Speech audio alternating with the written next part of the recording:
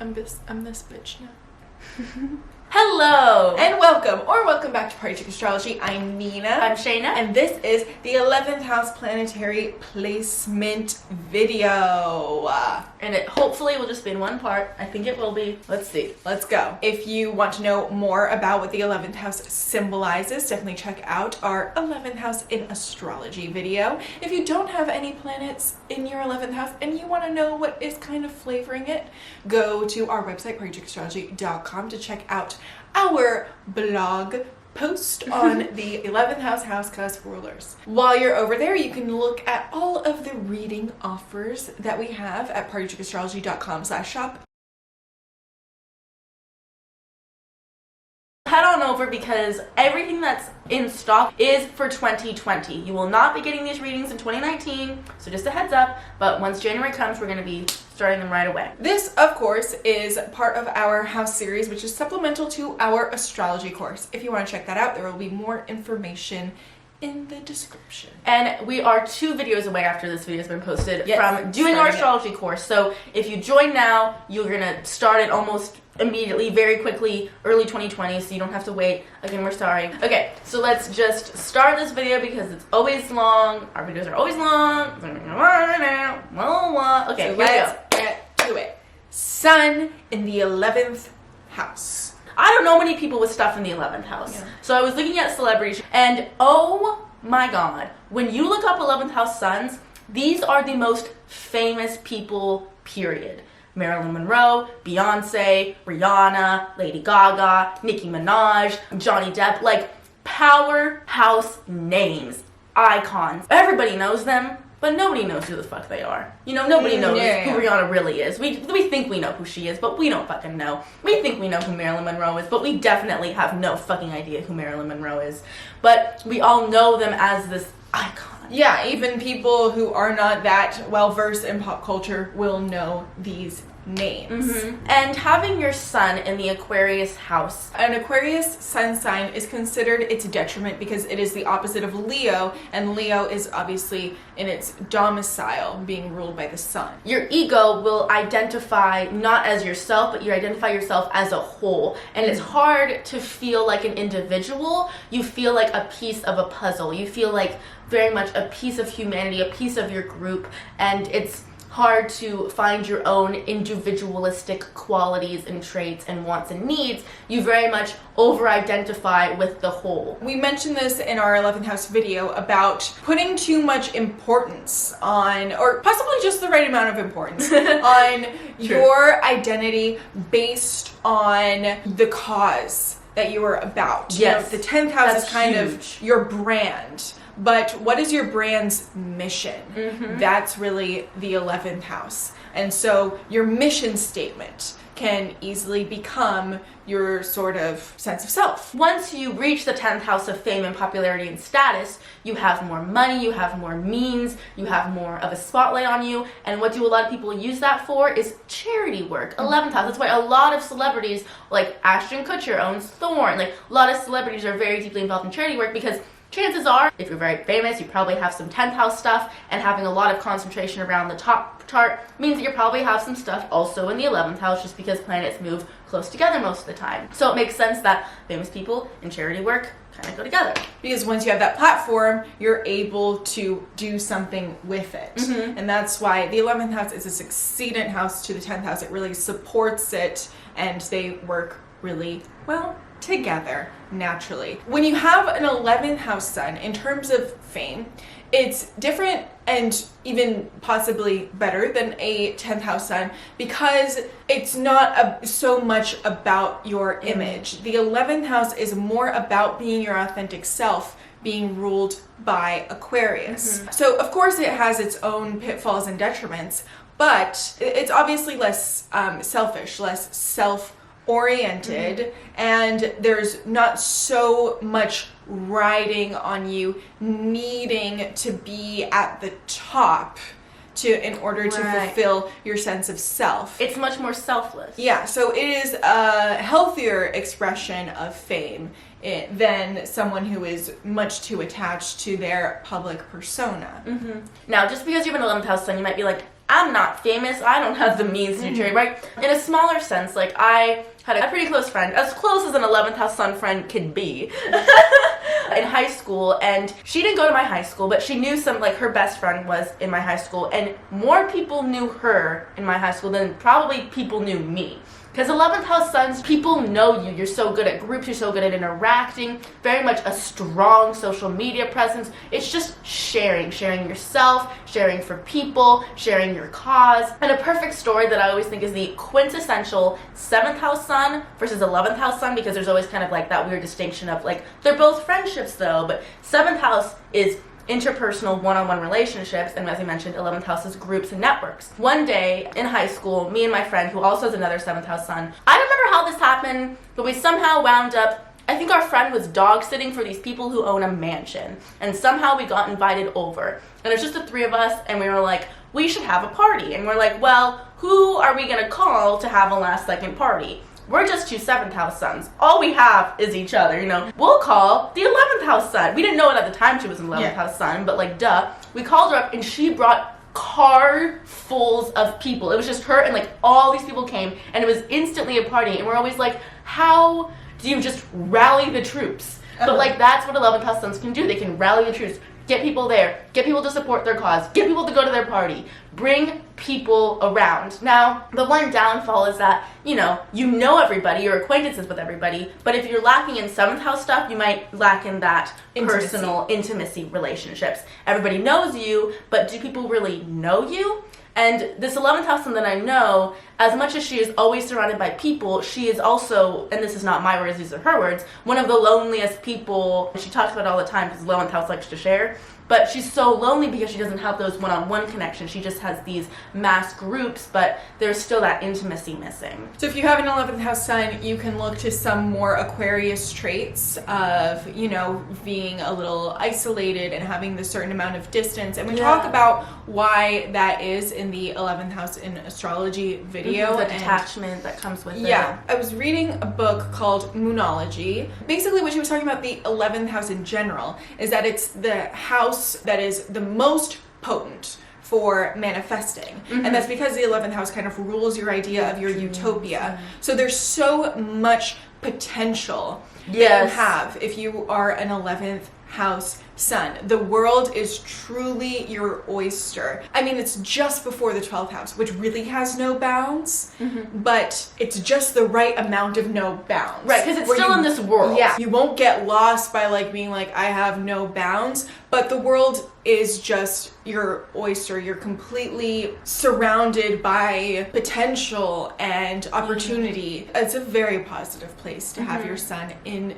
general. And really the only pitfall is the struggle of balancing being this person who is at the center of so many groups and networks and is so popular with having true, meaningful, intimate interpersonal relationships. Because you know so many people and you have such a strong network, you know how to network, people like you, people get along with you, people will help you get places. And in this world, you really do get places by who you know. And so that's why 11th house suns are so popular, so well liked, and their personality is big enough to span almost the world knowing them. And they just have a big enough personality to fill up all this kind of celebrity-like space that we expect celebrities to take up. That was a terrible sentence, but I think you understand what I'm saying. Your father was probably somebody who networked, who knows a lot of people, brought a lot of people around your house, maybe into a bit more business or philanthropy, charity work, that kind of situation. Moon in the 11th house. Yeah, we don't know much about the 11th house. What is the 11th house? I don't know. There's gotta be more to it. Yes. We've come a long way. Years and years. Yeah. And we're here to share more about it. So the moon is the fastest changing luminary. And so these people have friends that come and go, groups that come and go, networks that come and go, ideas that come and go, beliefs that kind of come and go. Very changeable, very susceptible, but also in the same facet, very strongly held because there's such an emotional tie to that stuff. Yes. The moon in the 11th house, obviously there is a fast turnover that the moon brings into any house that it's in. And it's not a very intuitive placement, but it doesn't mean that it's bad or negative. Just because the 11th house is ruled by Aquarius, it's a much more masculine, intellectual house. And the moon obviously is very receptive and feminine. And personal. And personal, life. yes. Doesn't want to be shared. Yes. So in that sense, it can take your networks and it can bring them closer because they become more personal. So this is someone that is still very likable to other people and actually more accessible to other people. Not, oh, this person is such a Rihanna, this person is so cool. Right. Bigger than life. Yeah, this is someone who is more intimate, more accessible and more likable. This image of being a very likable and well-liked person might not translate into their interpersonal relationships necessarily, depending on everything else that's happening. But very typical kind of party tricks of Moon in the 11th house are being surrounded by a female friend group. For sure. Your mom probably felt like more of a friend a lot of time growing up than a mother, so you kind of go to copy that female friendship, the comfort in other people. It's also not necessarily intuitive placement, also because there are stronger places to have the moon that would indicate a more nurturing upbringing. Right. It's a little cold because it's got that Aquarius detached nature. That would indicate a stronger affinity towards your own emotions, a stronger relationship with your own subconscious, because the moon rules the subconscious. So yeah, there can be a bit of a detachment and just not fully aware or tapped into your own emotions because it's something that you feel like is more on display for other people. Not that you need to share your emotions all the time like a 10th house moon. There's a dependency. Yeah. There's a dependency. Yeah. You rely on other people to talk about your emotions or to even just feel fulfilled. I knew somebody with a Capricorn moon in the 11th house, and again, that difference between that 7th house and 11th house thing is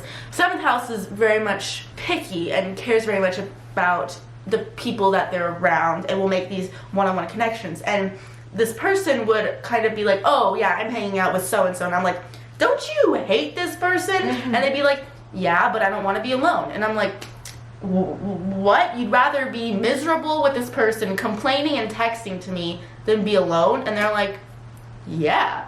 And so Moon in the 11th house can get into this sort of dependency of like, I just need to be around other people to be okay and to feel fulfilled. And so these people are rarely alone, constantly searching for people, and that's why their friends change so much, because I think there's a little bit of that, like, you might not be as picky as you should be. I mean, if you like your moon in Virgo, you're gonna be too picky. But most moon signs in the 11th house will, you know, kind of glaze over things just for the sake of wanting to be around people, and so people will come and go because they were never the people you really connected with in the first place. Yeah, and to have your moon in the 11th house versus, let's say, the 7th house, the emotional connection that you're having in your relationships is not happening in your interpersonal relationships. Right. It's happening in your networks. In your so group. you feel a connection to possibly a group of friends, but when it translates into interpersonal relationships, it's harder to feel that kind of emotional fulfillment one-on-one.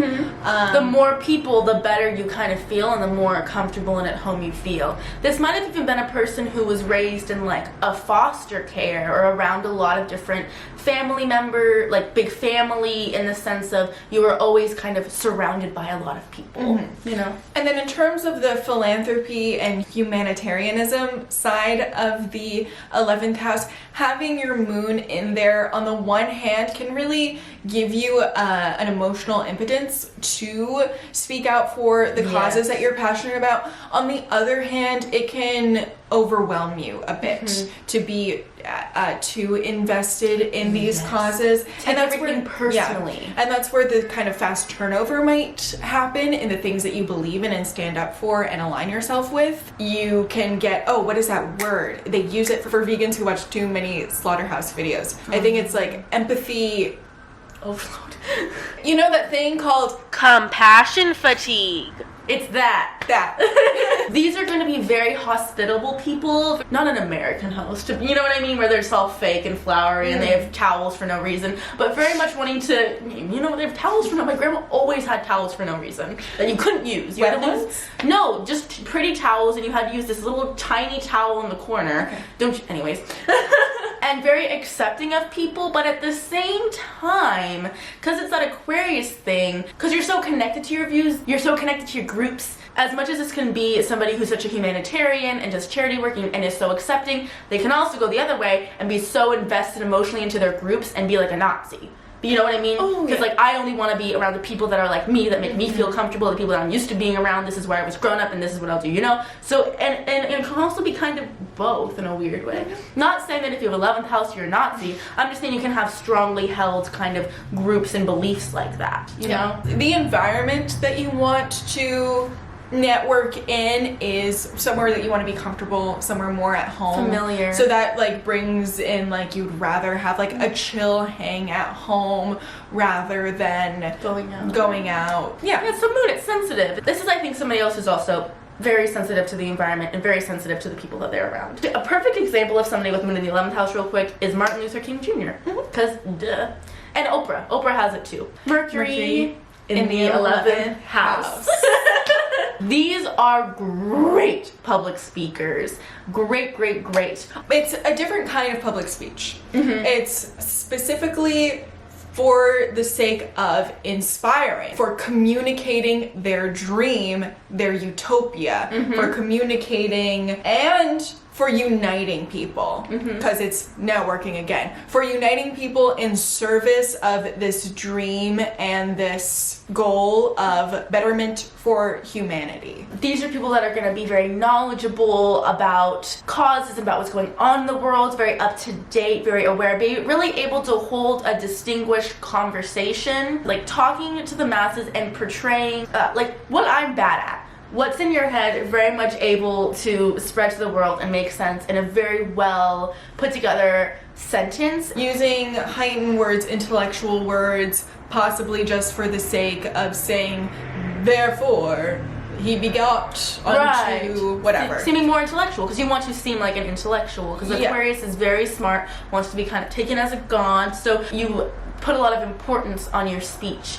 And also with it having that double kind of air nature, because you know Mercury rules Gemini and it's the house of Aquarius, thinking a lot, lots of thinking, constantly going, lots of things going on in your brain, needing a lot of stimulation. But you speak to the people, for the people. It's by the people. Yeah, it's almost hard for you to have any impotence to speak otherwise. It's like your intellectual abilities, your thought processes, and when you speak, all seems to be what's the point if I'm not doing it to change the world, if I'm not doing it to inspire humanity, if I'm not doing it in service of my greater dream, which is good, because if you have a dream, then you're like, here's the fast track to getting there. Right. Also, these people follow along, I find, with a lot of more social rules, social speaking rules,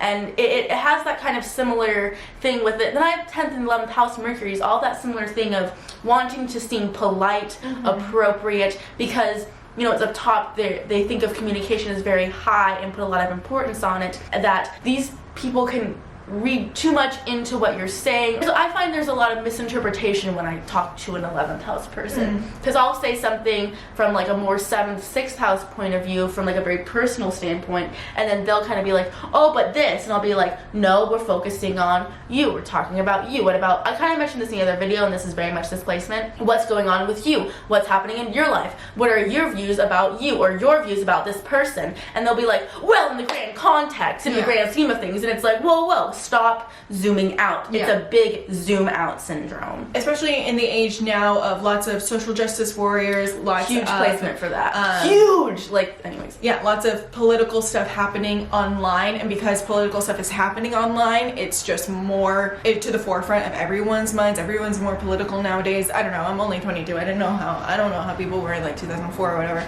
Pluto and Sagittarius, though. Yeah. So it makes sense that people are more like that. There's this kind of thought process of filtering information to how would the collective react to this. Like if someone says the F word that is derogatory and slanderous to the LGBT community, and someone just says that to someone who cut them off in traffic, an 11th house Mercury might be like, even though it's only you two in the car, the 11th house Mercury can be like, that is wrong to say in the grand scheme of things. Yeah, don't. That is wrong for the collective. It's not like, oh, I'm not offended, it's fine, go It's just us two. It's just us two. No. You can talk. It's How dare you? These are kind of people that can speak for groups that they're not a part of. You know, when somebody gets on Twitter and they're like, how dare you talk about this? And then the people of that group are like, we actually don't care. But yet this person that isn't is still upset. That's a very kind of 11th house Mercury thing. It's a big thing trying to stand up for the underdog, trying to stand up for what's right. You know, Aquarius wants to do what's right. And so it can kind of overstep boundaries a little bit as well. Yes. Venus in the 11th house. Popular. You are popular. You are well liked. I actually know quite a few people I didn't realize with Venus in the 11th house, and I genuinely really like all these people because they are just damn likable people. very likable. Big party trick is you'll find love through your friend group. Oh yeah, huge. I said this to somebody who's very skeptical about astrology, and she was like very like not wanting to like kind of show anything, but when I said like most of the people that you're in a relationship with like start out as your friend, she was like I was like, that one got her. Yeah, it is a more distant, not interpersonal house. So there might be a certain level of surface type of veneer of likability. Yes. It's very correct. It's like, this is how I should act in a social setting. And it's very aware of how the mass will see them. Venus in the 11th house would find me rude a lot, would find me inappropriate, would probably find me gross. You know, because like Venus square Mars, I'm very socially awkward. These people have very natural and nice social graces. And they're very attractive. Yes. That's why you end up in relationships with people that are your friends, because they don't want to stay your friends because you are so attractive and charming and you just have like a cloud of loveliness around you and lovely people and just generally well liked. So much luck through other people. As we keep on mentioning, the 11th house is all about kind of what you can get, not a negative word, like, but what you can get from other people. It's not a very necessarily romantic placement for Venus. It's a little cold. Yeah, well, really, Venus in the 11th house emphasizes more the part of Venus that rules money, I feel like. Because, again, the 11th house is the house of networking, so what is your network providing for you? And a lot of times with Venus in the 11th house, you just find yourself in situations where you're gaining financially from your networks. And you're showered with gifts, possibly. You gain a lot materialistically and physically from your networks. Again, it's not the most romantic placement, but what you do gain from this placement in a romantic sense is having this foundation of friendship with whatever partner you are with, and really the sense of teamwork. An 11th house Venus in terms of boyfriend material or wife goals. First of all, it's a fixed house, so it speaks to someone who is like very committable to. And for the 11th house, it's the reason of this person can be my partner through the end of time. This person can, again, humanitarian, can take care of my kids with me, can be on my team. And it's teamwork and networking, so it's not necessarily the most romantic, like, oh, swept away in the 5th house of romance and passion. It really is this kind of like my friend for life and closest partner, and the person who I will sign my mortgage with, buy my house, raise my kids, do all of these team work activities with, but still romantic and lover for life kind of position. Image is a huge thing throughout their life, and they might go through a few, depending, but they will pick a thing and be it full through and through. Like, these are the kind of people to be like, Visco girl's popular, I'm going to be a Visco girl, I'm going to adapt all these traits and do that. Oh, now pastel goth is popular, you know, I'm gonna be a full through and through pastel goth girl. Very image based. Everything you do, not just what you wear, how you act, your social media presence, everything needs to fit under that category. I'm an artist, so I must do and act as an artist. Yeah, it's not so much your brand like the 10th house is, but it's your mean association. It's your mean girls cafeteria table. Yeah. What is your clique? And you're gonna and how do you embody that physically with your Venus? And this isn't gonna be the person that's the odd one out that's with the jocks, but is it really a jock? No. This is gonna be a jock with the jocks. You're the quintessential jock with the jocks, if you're a jock, you know? Also, your friends are gonna probably be very artistic, gonna be very talented and gifted, just Venusian kind of beautiful people. These are people that are more likely to be open in the sense of maybe having a long distance relationship. It's that Aquarius nature, maybe polyamorous or being open to weird kind of romantic situations that are not the norm. You probably are going to get bored, and if you just have the typical A, B, C, D, you follow these lines of a relationship. That's not really what you're probably into. But it also definitely depends on what sign. A Venus in Gemini versus a Venus in Virgo in the 11th house. Venus in Gemini is going to have a shit ton of friends and not really be as discrepatory, if that's a word, towards who they're friends with. But a Venus in Virgo is going to be very picky and very specific about who they want to associate with and almost be like strategic with it. It is the house of networking, so that it can very much go in the direction of, and this is how a lot of polyamorous people express their views of like, oh, I gained something from this person, but I gained something else from this person. It being in the house of network. Yeah. Of, you know, I have my mortgage signing, child creating partner on this side, but I also have this network of this person who provides me something else. And then in terms of ensembles, because the 11th house rules ensembles and philanthropy, your kind of expression of that with Venus in the 11th house is much more likely to be something artistic. Like being an ensemble actually doing musical theater versus an ensemble working to end child labor laws. Yeah. You know? Mars in the 11th house. So this is the first of the malefics. You need to be the leader. You're either the leader or you're doing an alone project. And I have a little bit of this because I have Aries ruling the 11th house. There are a lot of differences, but that's one thing that I can for sure relate to. Mars in the 11th house is not going to do well with group project scenarios. There is like an element of competitiveness, obviously. A huge.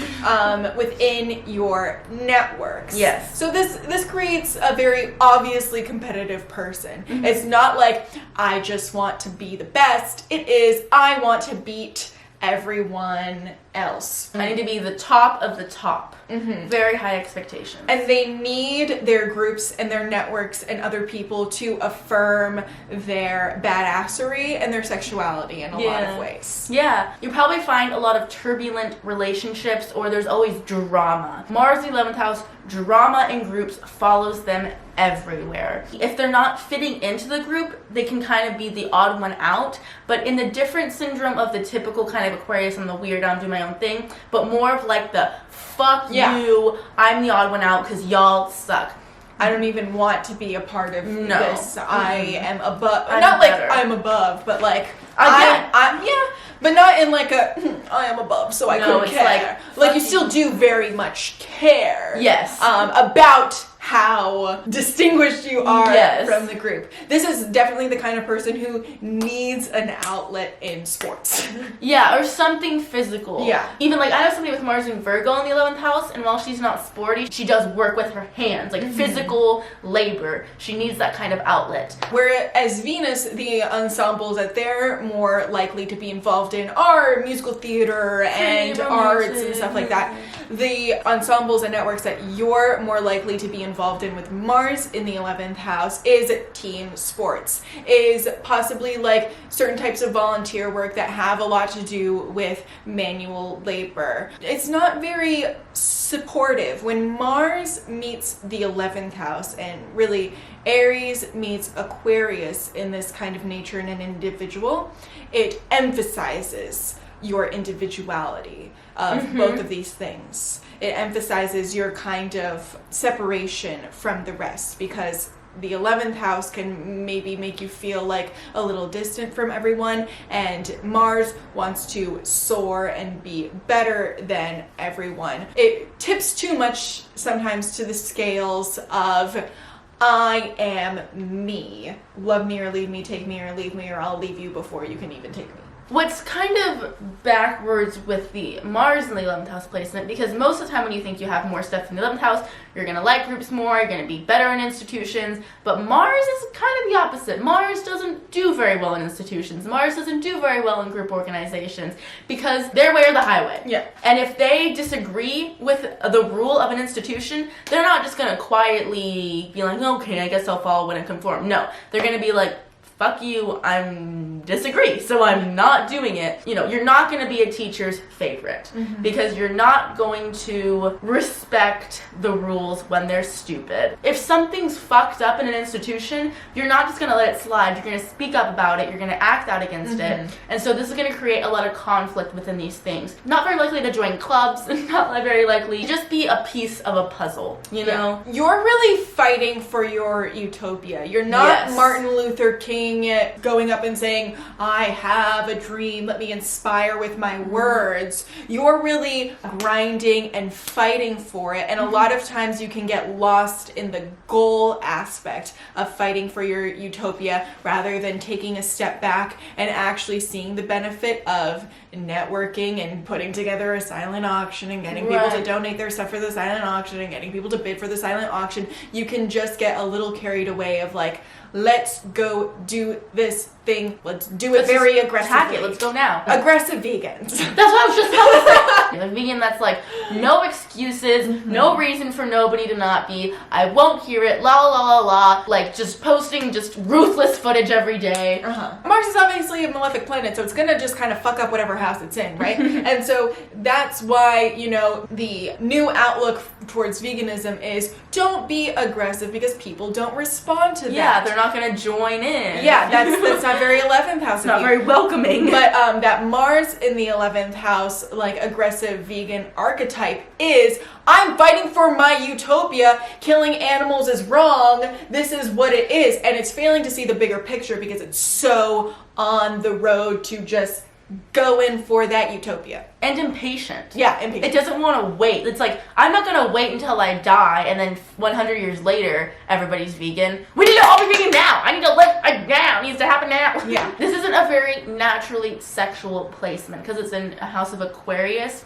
So it's a little bit more detached from the act of sex. Aquarius squares Taurus, and Taurus is the ultimate sensual. Yeah, sign. Taurus and So- Scorpio. Those are Yeah, sex Taurus and Scorpio. sensuality. And so it just is a little cold, a little distant, and not very attached to the act of sex.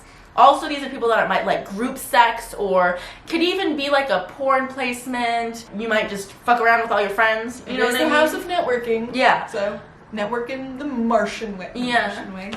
With your Mars. Using your sexuality to further you in your networks, to network with your sexuality, not necessarily just like sleeping with everyone, using your sexuality to get you farther in your networks and to ultimately possibly service your 10th house. And could possibly use like manipulation or something as a tactic. You want to control your group, control your friends, be the boss and the leader. So you can even kind of get people to do your dirty work for you. You can talk people into being like, yeah, just do it. You just do this for me, and like tell on this person for me, you know, and you can influence people to do that kind of stuff and do your dirty work for you. You can possibly climb the ladder no matter what. Do whatever it is to climb the ladder. Ruthlessly. Yeah. And not really care about the people getting in your way. Yeah.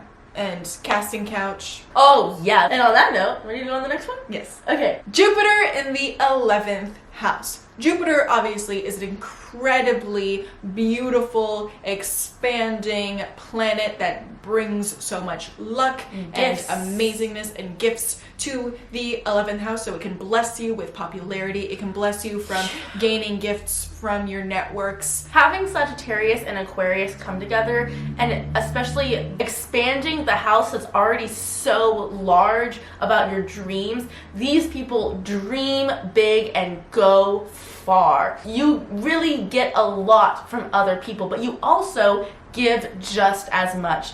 These are incredibly giving people. Like, if you get, you're going to donate, you know? And both the 11th house and Jupiter have a lot to do with dreams and manifesting dreams and really believing. And that's really the number one way to manifest or do anything, is first and foremost, you really have to believe in yourself. Then to have Jupiter, which is the planet that is all about beliefs, and it is so full of positivity in the house that is all about your utopia, just having that belief in your utopia, in your dreams, you can really make things happen with this placement.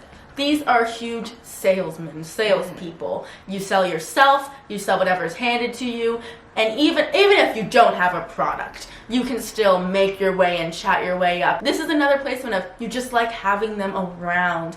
And also, if you have this person around, you know they're also going to bring more presents and more good people around.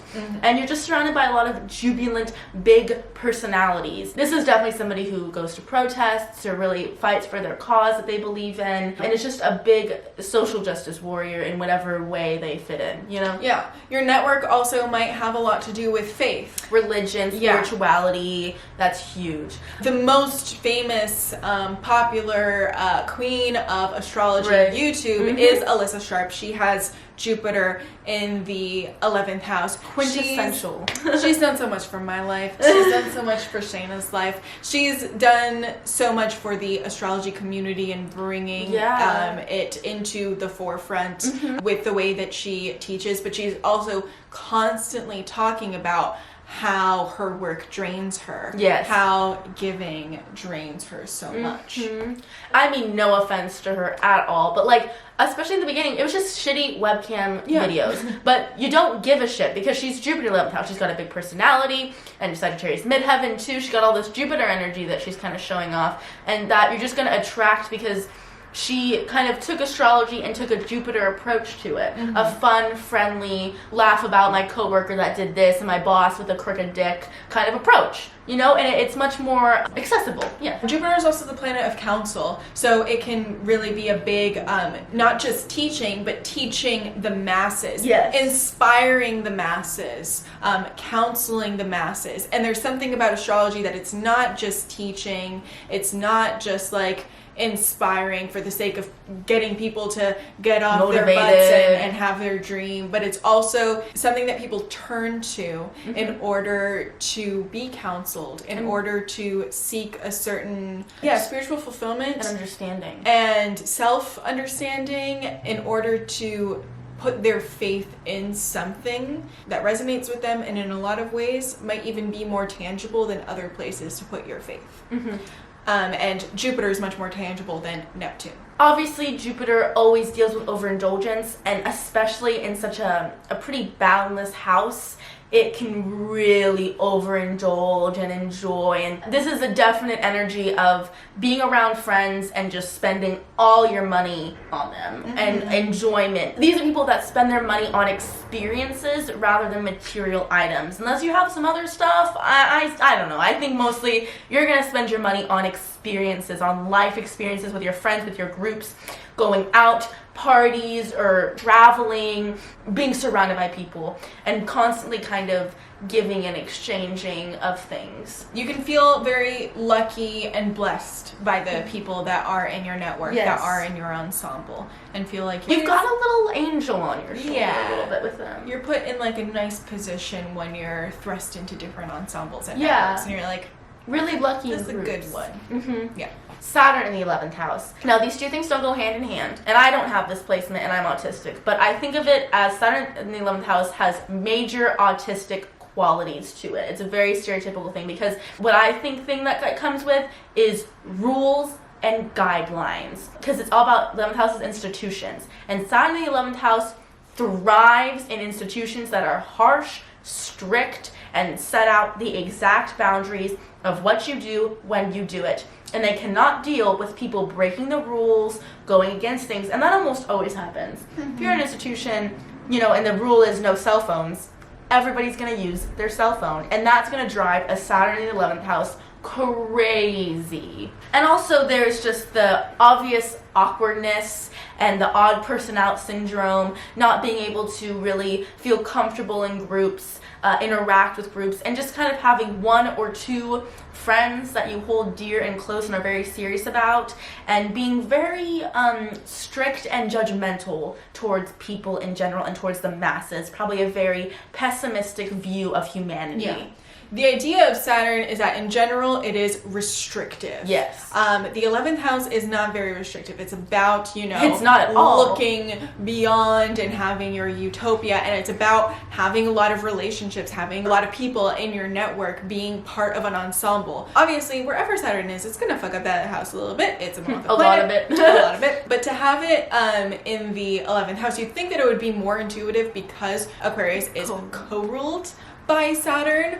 You don't really want to emphasize Saturn qualities more. Yeah. You know, you don't want to be like, yeah, Saturn's where it's comfortable, so it's just even more Saturn? Like, no. Right. So where it is intuitive and maybe tips the scales into too much of this is that kind of like isolating feeling, that kind of serious mindedness. And because the 11th house is a very serious house, because it is so concerned with, you know, making the world a better place. Jupiter in the 11th house is like, yeah, fun, free, let's go to Vegas and gamble and all have fun and everything will be fine. But truthfully, the domicile energy of the 11th house is let's be serious and work together and work hard to make things better. But emphasizing that by having Saturn in the 11th house, it's just emphasizing the restriction of it. So it can restrict the amount of friends that you have. It can restrict kind of like your carefreeness, your ability to let loose at all. Your dreams. Yeah. It can restrict your social ability. Classic syndrome of like, I'm not a pessimist, I'm a realist. But Saturn in the 11th house is really a pessimist because you don't really think utopia is possible unless it's just you. Because nobody will be as perfect and as distinguished and do as you want except for you. And even you will go out those lines sometimes and you're gonna beat yourself up about that. What happens is that you think of an end product and Saturn says, well, here are all the obstacles in how to get there. Here are all the things that we have to do. That's why Aquarius also has that kick of Uranus of like, here are all the things that we have to do, but we can do it. Right, you know? yeah. And I have a theory of, you know, this whole thing of I'm not a pessimist, I'm a realist. If you follow the line of thought that perception is reality, there is no such thing as a realist. And whatever attitude that you have is going to influence the outcome. So to say I'm not a pessimist, I'm a realist, to me really just says I'm a pessimist. Yeah. Saturn is really kind of like, as much as it's the hardest part of your life, because it's the hardest, it's what you really want to work through and achieve. So you kind of will spend life trying to find a group you associate with, trying to find a place that you fit in, trying to be able to approach people and talk to groups, and it can feel lonely because Saturn in the 11th house probably was brought up with this idea that you get to places by yourself. Don't accept handouts, don't accept outside help kind of situation. And so it can be very cold and it wants to climb the social ladder in a very respectable way. But there's kind of not really a respectable way to climb the social ladder because it really just is, oh, you're friendly and we like you. Yeah, you know? Respectable in Saturn's. Yeah, that's total quotes. Yeah, just because you know you are friendly and like someone doesn't mean it's like, that's not a respectable way to go about but it. In Saturn's mind, and Saturn in Did the you work 11th for house. it? It's like I can only do things from my sheer work. Again, that American dream thing of I need to do it with my own bare hands. And truthfully, no such thing as natural gifts when it comes to Saturn. Yeah. Saturn is not about taking what is natural and working with it. Saturn is about taking every challenge and working past it and growing from it. So if you're a really good singer, that's a natural gift. It's not something that Saturn's going to work on. Saturn's going to work on something that you're not very good at and then have the satisfaction of getting better at it. That's what Saturn's going to rule versus like Venus is going to rule like just being really good at singing already. Also, your friends are probably going to be a little bit of the stick in the mud, very restrictive characters. You probably don't want to go out a lot. Your friends don't really want to go out a lot. And also you just don't have many people to go out with. You know, just not a very sociable and unfortunately not a very generally likable person. And just because you are picky and judgmental and people can feel that air when you come around, that it can be that thing where when you were younger, people would isolate you, but now you isolate yourself. Because what Saturn is doing is that it's thinking about all of the obstacles immediately and focusing on the obstacles. You could say focusing on the negative, but really just like focusing on the obstacles in order to, you know, be practical. And relationships are probably the least practical thing in the world. You know, they're completely superfluous. They're incredibly important in our lives, but they're from a practical mind, they're like completely superfluous. Why would I go hang out with my friends when I have so much work to do? Well, maybe it's because it's good for your mental health, but that's not the way that Saturn works. With Saturn in the 11th house, when you think of even creating relationships, you think of all the obstacles of, oh, do I have time for this? And this person lives such and such far away and they don't have good parking or whatever. That's what impedes you from having fun and having friends. Yeah. Sometimes. Uranus in the 11th house. This is obviously highly intuitive because Uranus is the ruler of the 11th house. Watch the 11th house video and times everything by 10. Okay, Neptune in the 11th. Again, it's very intuitive, so the ensembles that you're going to be finding that you're a part of, lovely. they are going to be more humanitarian, philanthropic versus like let's do musical theater versus let's play team sports. It's really just like marrying the two things together of like let's do this. Let's make our utopia. This is an incredibly accepting position. Just sex, gender, race, friends of all different backgrounds, surrounded by people of all different backgrounds. Both my parents actually have this position. They have been friends with crazy characters, and I've met some crazy people coming through the door all the time. Wherever we'd be going, we'd run into people, you know, sporadic run-ins with people, and they, you know, kind of very well known, very kind of naturally popular because you just have this accepting air, whereas Saturn puts off this defense mode. Uranus is like, come to me, we will be friends and treat you well and come on kind of situation. A perfect story is my dad, he was born in 59, right? So not a very accepting time to grow up, and he was a drummer and he went to the school in Kansas City. So not the most liberal place, but he wound up being roomed with this gay guy. People would always spread rumors that him and my dad were doing blah, blah, blah, but his Uranus in the 11th house did not give a shit. So he was always happy that he was like, honestly, I was glad that I was put with this person, even if I had to deal with this rumors and all this shit being talked about me, because I'm the only one that would have been accepting of him and been able to room with him and not made him feel uncomfortable. That's a very Uranus in the 11th house nature. The 11th house rules networks, and whatever's going on in your 11th house is going to flavor the networks. Having such an intuitive placement of Uranus in the 11th house is actually going to do the opposite. It's not going to flavor your networks at all. So it is like come one, come all. It's not going to be like, oh, you have Moon in the 11th house. You're gonna be around gentler, more feminine type of people. It's like literally, there's no flavor. It's literally the actual spice of life. Variety. That's the flavor. Friends, though, will come and go. Very erratic. Now, this doesn't mean that you're a bad friend and you're not going to keep your friends. No, it just means that ever-changing doors, you know? You know, you might know a friend and then not talk to them for 5 years, but Uranus, the 11th house, is the kind of person that when they meet again, it's chill, pick back up again, everything's fine. Just because you have that natural acceptance that kind of like, friends are not permanent, but not in a negative way. As in, like, you can keep your friends for however long you want. It doesn't necessarily rule that, but you understand that relationships have kind of a ebb and flow to them, you know? It's air. It's the wind. Yeah. It's just going and coming with the wind. I'm just, you know, coasting along. Yeah. It's boundless and like not as overwhelming of a way as the 12th house in Pisces and Neptune. Yes. Obviously, with the Uranus ruling the 11th house, you will also receive a lot of help from the people you know. Get a lot. My parents have gotten almost all their jobs from the people that they know, from word of mouth. It's just super intuitive, my dude. Obviously, these are people that will speak up for what they think is right. They are not afraid to be loud and be the odd person out. However, like, it's a different flavor, right? Odd person out as in, you know, maybe everybody's being quiet, but they're the person being willing to speak up. And then they'll find that unlike Saturn, where Saturn will be kind of rejected, Uranus will be accepted and everybody will be like, yeah, we actually did. Yeah, now you're the speaker because we all agree with you and you said what we all have been wanting to say, you know? Yeah. Big revolutionary position. Neptune in the 11th house. Yeah. This one I think is, besides Pluto, I think this can get into major trouble because it makes it boundless. It makes your dreams boundless and you are so, unfortunately, easily manipulatable by your friends.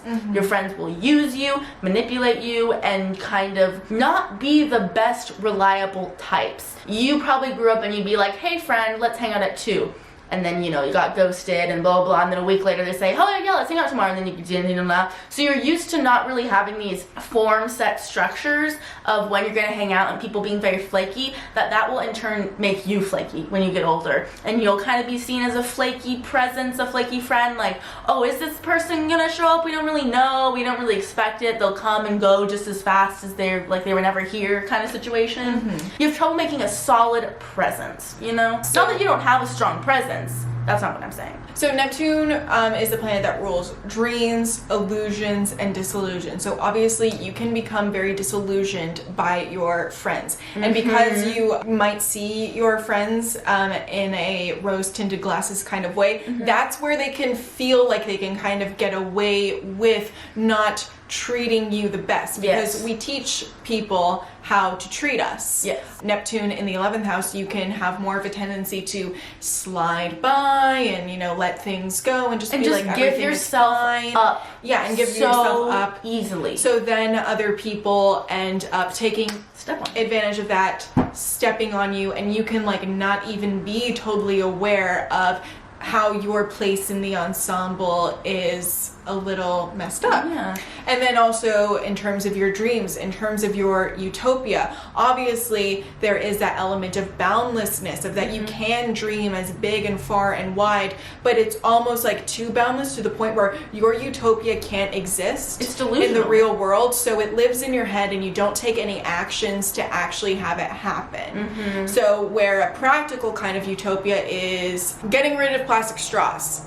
That was a practical utopia because it has happened / is happening. Everyday thing. But if you're a Neptune in the 11th house, your utopia might be everybody lives in perfect peaceful harmony, everybody cooperates, nobody's mean. It's like that doesn't happen. Or I live on an island in the clouds and I don't have to work and this, that, and the other. So it's like it's not something that you can actually do and put the work towards actually happening. It ends up just being something that you rest on your pillow at night and think about your castle in the clouds type of situation. Yeah, for sure. That song is so Neptune in the 11th. Now, obviously, this is going to attract a lot of artistic types, Neptunian, dreamy, you know, actor, musician types, and also it's going to attract a lot of, you know, possible alcoholics, drugs, and that kind of underbelly of Neptune. So I kind of mentioned this in the 11th house video, but Neptune in the 11th house can definitely have a drug problem And I find that it mostly will come because these things are so available to them. Yeah. Because their friends bring it, their friends have Enable them. Yeah, they enable it. They're friends with these artistic people, and kind of Pisces goes hand in hand, artistic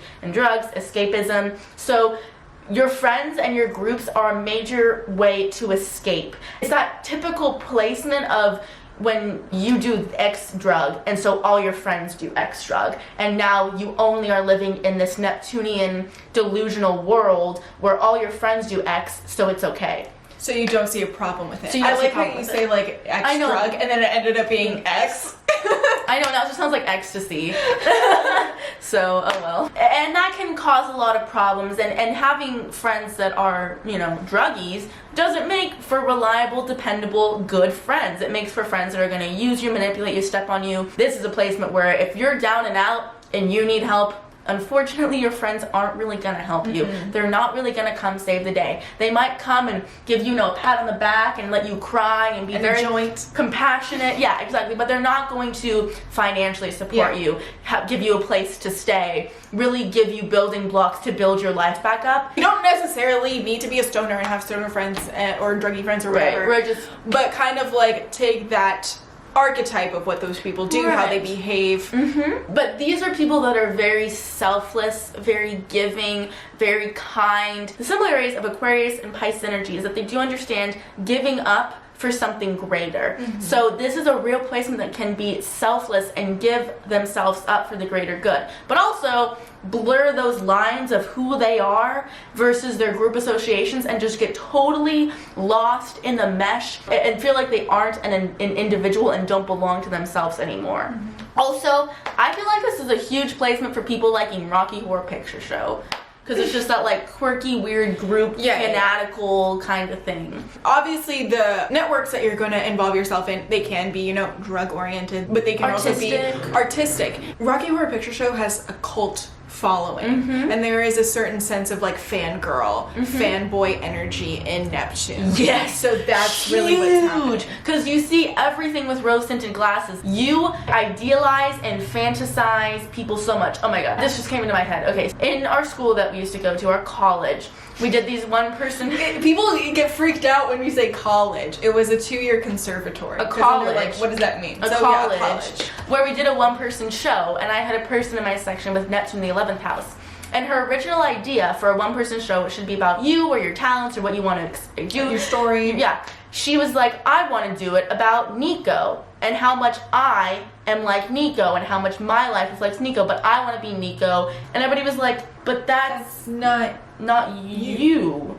What about you? And she's like, but Nico is me. I didn't realize that until just now, but that is such a Neptune 11th house to just so associate and also idealize this heroin addict who couldn't sing and go, that's me. I love her. It's so Neptune in the 11th house. Pluto in the 11th house. Okay, hold on.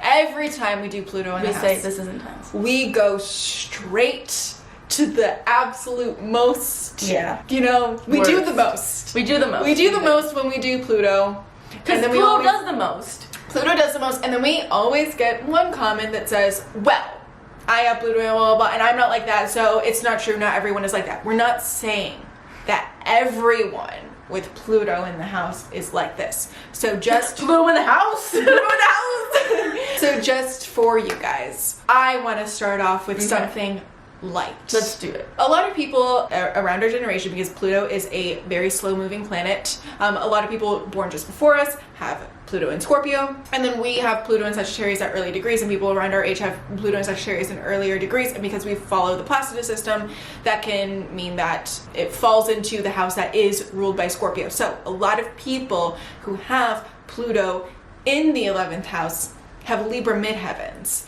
And that made me realize the side of Pluto in the 11th house that capitalizes on its charmingness, not just the Libra midheaven charmingness, and not this like Venusian charmingness like we talked about with Venus in the 11th house, but this magnetism. Yes. This person can intentionally or unintentionally end up manipulating other people to do what they want or to service them because of this magnetic charm. Basically, the theme of Pluto in the 11th house is major power issues, power struggles, power dynamic, and imbalances. When I first was looking into Pluto in the 11th house, they were talking about how these are people that can have kind of like secret power in the sense of you don't realize that they're controlling the group or controlling the masses because it's not their sun. They're not saying, hi, I'm Beyonce and I control the masses by what songs I put out. It's more just like, you know, they'll kind of be a puppet master. And I instantly was like, the perfect example of this is Dick Cheney